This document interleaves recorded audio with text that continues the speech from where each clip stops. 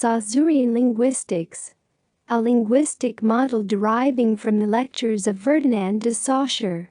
Saussure argued that the meanings that we give to words are not intrinsic but arbitrary. There is no connection between a word and its meaning, except the one that we choose to give it. He further suggested that meanings are also relational. If a word has no inherent connection with its meaning, then its meaning derives from relations to do with context and syntax. Thirdly, Saussure also argued that language constitutes our reality. Since our only access to meaning is through language, language itself must form us and our thoughts, not the other way around.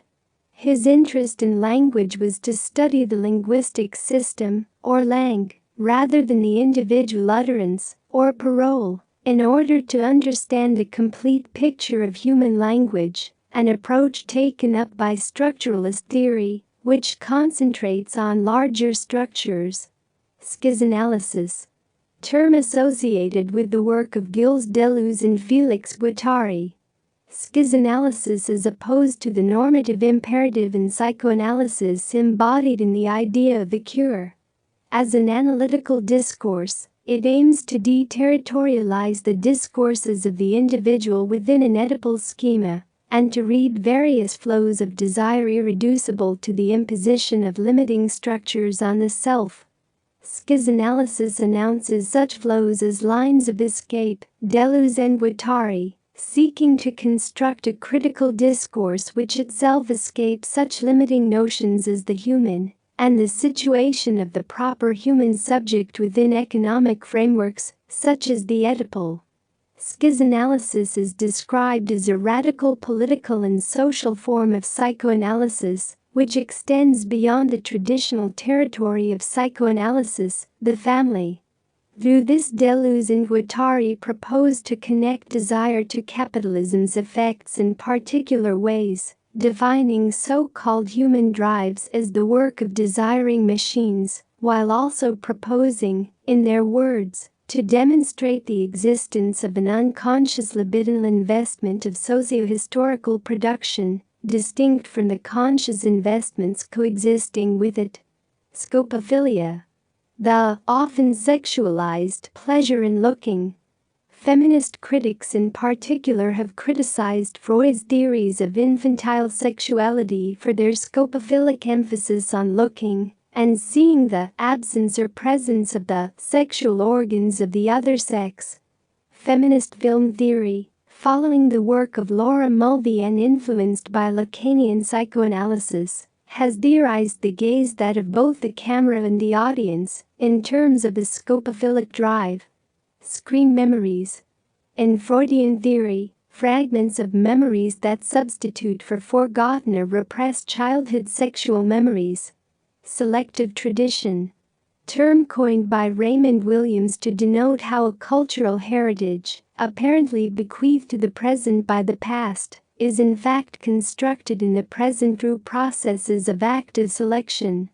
Self, the psychological or cultural conception of a given individual's identity or sense of human particularity. Self-referentiality. A self-referential text is one that refers to its own processes of production, a text that talks about its textuality. Unlike the referential text, it encourages its readers continually to recall that what is being read is fictive or illusory, not real at all. Semantic field, a linguistic term for defining an area of perception or experience as this is structured or overdetermined by interrelated terms, phrases and words. Semiology, analysis of linguistic signs, coined by Swiss linguist Ferdinand de Saussure in the early 20th century, as the linguistic study of socially and culturally inscribed codes of human interaction. Semiotics. In the plural, semiotics refers to the science of signs, systematic codes of representation. Julia Kristeva, however, has coined the term the semiotic to refer to a mode in language. Language, she says, consists of the symbolic, derived from Lacan, the linguistic realm of transparency, Paraphrasability, conformity and power. The semiotic is the pre-linguistic residue of language, made up of sounds, rhythms, the babbling incoherence of the child, the language of poetry and the language of psychosis.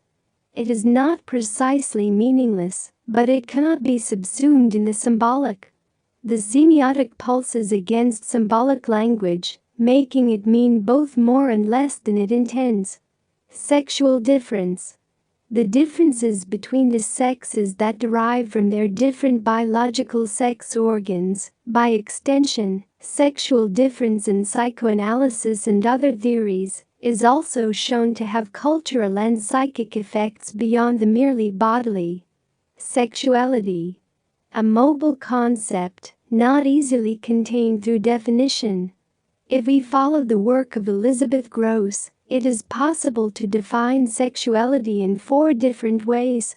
1. As a psychoanalytic drive. 2. As a constellation of practices involving bodies, organs and pleasures. 3. As an identity which is culturally and psychically assumed and projected, and closely related to concepts and constructions of gender. 4. As a set of orientations, positions, and desires.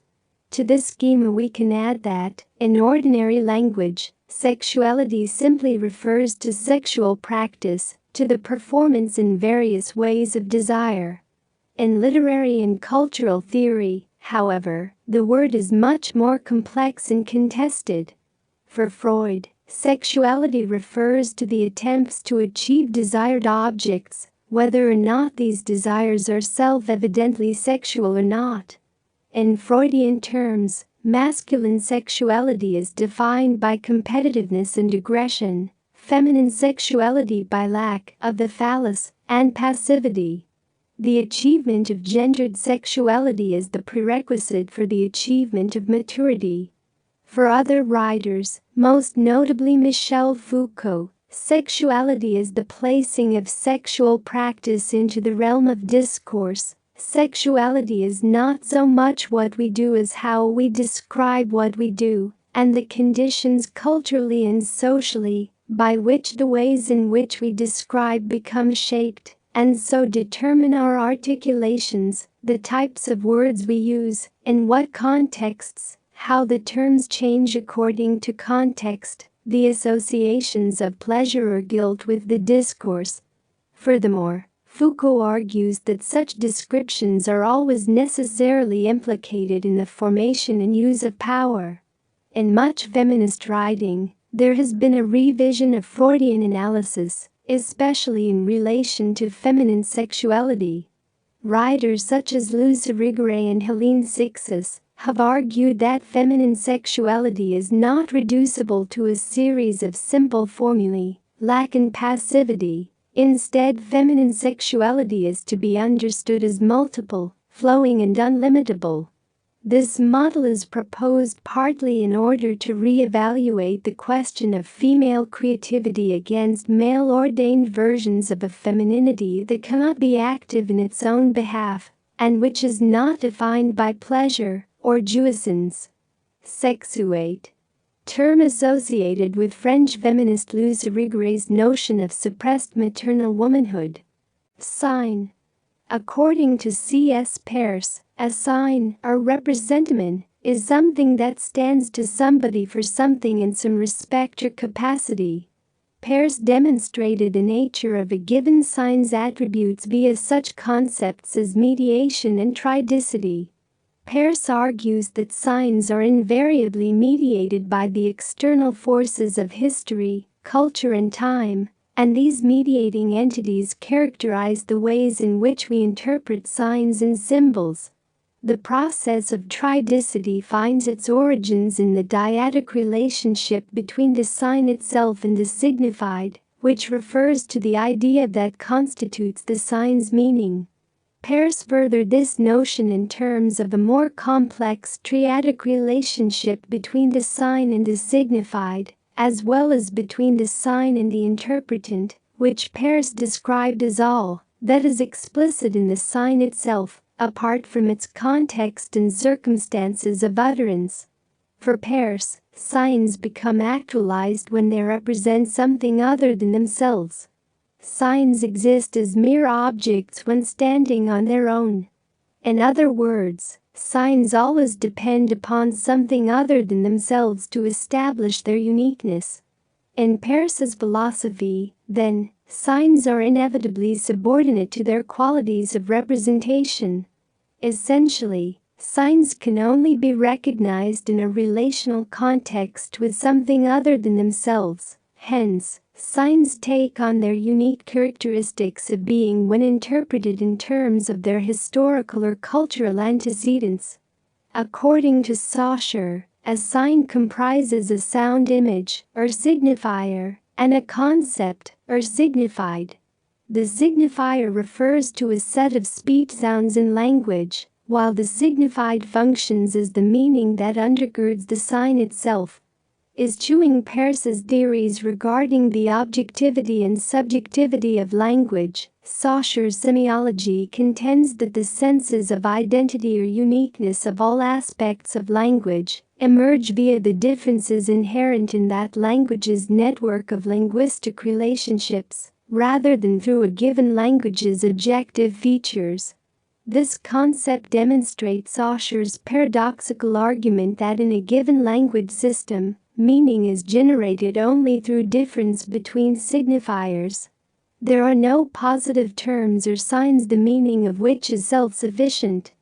Signification relates generally to Ferdinand de Saussure's conception of the sign, which consists of two inseparable aspects, the signifier and the signified. Signifier signified. Saussure argues that a word or image, the sign, comes in two parts. There is the sound it makes, or its graphic equivalent, which he terms the signifier, and there is the mental image that the sound or graphic equivalent produces in the reader-viewer, the signified. The relationship between signifier and signified is entirely arbitrary and conventional. It is, however, also impossible to separate the two. Furthermore, the relationship between the sign and its constituent parts of signifier, signified, and its referent, the real object to which it refers, is also arbitrary. In other words, signified and referent are not interchangeable terms for Saussure. Simulacra, simulacrum, simulation. Term often associated with Jean Baudrillard's notion of the reality effect, which relates to the ways in which reality is often established and becomes replaced for some individuals and cultures through hyperreal media, such as photography, film, and other media. Hence, simulacrum refers to the image, representation, or reproduction of a concrete other, in which the very idea of the real is no longer the signified, of which the simulacrum is the signified. Simulation, the process whereby simulacra assume their function, belongs to what Baudrillard terms the second order. There is no anterior real, the idea of the real only coming into being through the cultural dissemination of images, such as those of advertising, or simulacra. Singularity. Jacques Derrida postulates that our understanding of every sign involves an assumption of the absolute singularity, the uniqueness of that sign or mark, that is to say, its singularity. However, for it to be possible for the sign to communicate or have meaning, it has to be transmissible, reiterable. It therefore cannot be absolutely singular. Yet, paradoxically, the possibility of inscription outside of any finite or determinable context in order to function properly as my name, my proper name, must be able to be transmissible outside my presence while denying absolute singularity, also suggests the singularity which apparently gives the sign its authority. The term is employed by Jean-Luc Nancy to describe a given individual's particularity, or the essence that establishes and maintains their irreducible sense of self, with the proviso that any sense of self, subjectivity, or being is also, always, a being with, or being in common. Synthome. Lacanian term meaning symptom, The spelling of the word is archaic. For Lacan, the symptom is a radical signifier of the unconscious irreducible to any interpretation or meaning. Social construction. Concept that explains the ways in which ideas, identities and texts result from the interaction among socialized norms of existence, cultural politics and individualized senses of identity. Solipsism. The belief that one can only ever have proper evidence of one's own existence, an absolute egotism which depends on refusing to admit the existence, demands and needs of others. Speaking as woman, parler-femme. Term employed by Louis-Rigaud indicative of experimental modalities of writing, implicitly stressing Rigaud's understanding of the relation between writing and female sexuality, and disruptive of unequivocal syntaxes and logic. Speech act theory. A theory of language established by British philosopher John L. Austin, who believed in contextualizing language study. Austin's theories rejected the prevailing notions that all possible sentences are basic or kernel sentences, and that such sentences declare something that can be determined to be either true or false. Austin defined verbal utterances as either constitutives or performatives. According to Austin, constitutives refer to something that can be determined to be either true or false, while performatives denote sentences that engage in such activities as questioning, admonishing or pleading. Story, plot. In broad terms, the story is the combined details or facts of a narrative. The plot is the organization and emphasis that shapes the story and its reception, and the order or sequence in which the details or facts are given. Stream of consciousness. Literary technique, in which the consciousness of the narrator or narrated subject's consciousness is represented freed from logical order or the demands of external narrative events. The language of the subject's conscious is articulated as a flow of inner experience and mediation. Structure of feeling. Term coined by Raymond Williams as a mediating concept between art and culture, to denote the deep community that makes communication possible. A structure of feeling is neither universal nor class-specific, but a very deep and wide possession. The term was meant to embrace both the immediately experiential and the generationally specific aspects of artistic process. Subaltern. Term, taken from the work of Antonio Gramsci and used initially to define proletarian and other working-class groups. Subaltern is employed in post-colonial studies after Gayatri Spivak to address dominated and marginalized groups.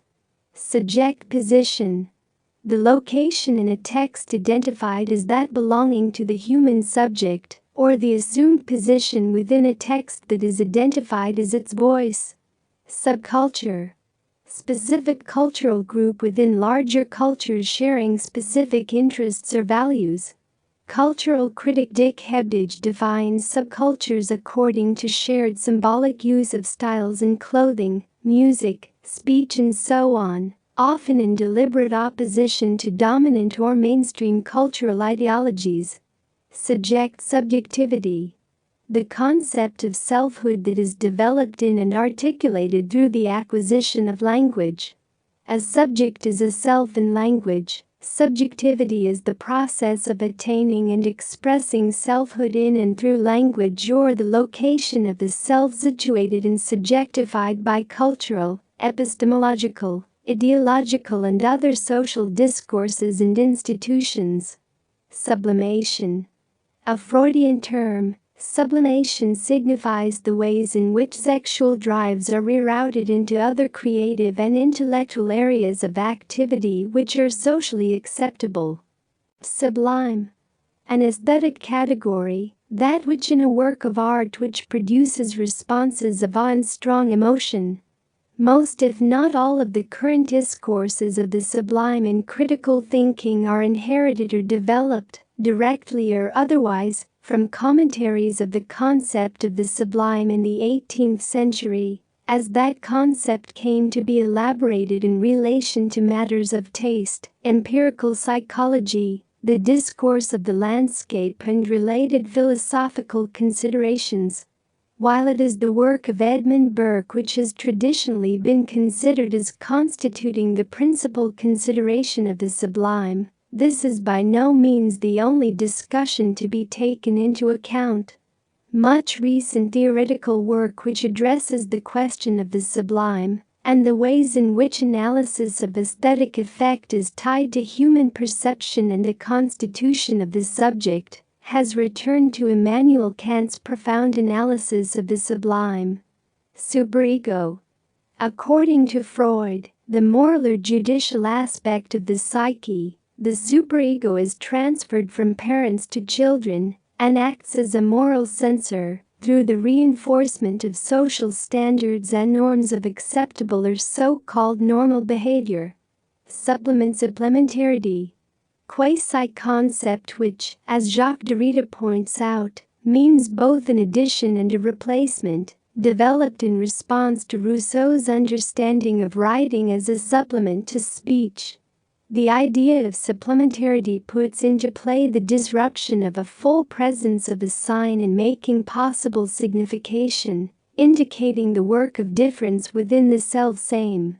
The supplement is supposed to act as an addition or complement which completes. In so doing, the supplement is meant to cover up a lack, but in being a supplement, in producing the meaning of the original, it disrupts the very idea of the original as self-sufficient. Suture.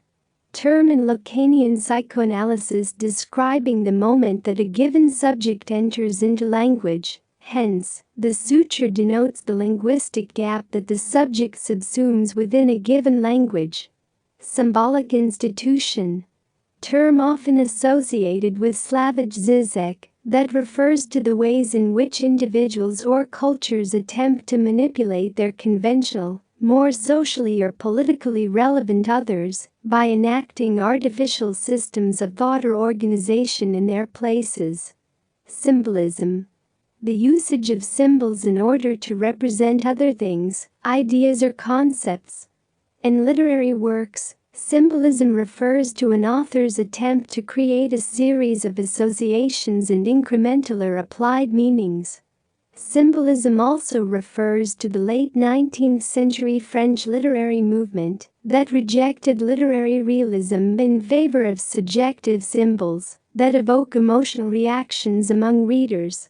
Symptomatic reading refers to a kind of reading practice that accounts for the power-knowledge relations that exist when the notion of meaning is in intellectual or ideological conflict. Symptomatic readers reconstruct a given text's discursive conditions in order to treat the text as a symptom, understand its internal relations, and comprehend by challenging the text's intellectual properties the ways in which it ultimately produces, or fails to produce, meaning.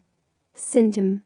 Term often associated with Roman Jacobson that refers to an orderly combination of interacting signifiers that establish a meaningful whole. In language, for example, a sentence functions as a syntome of words.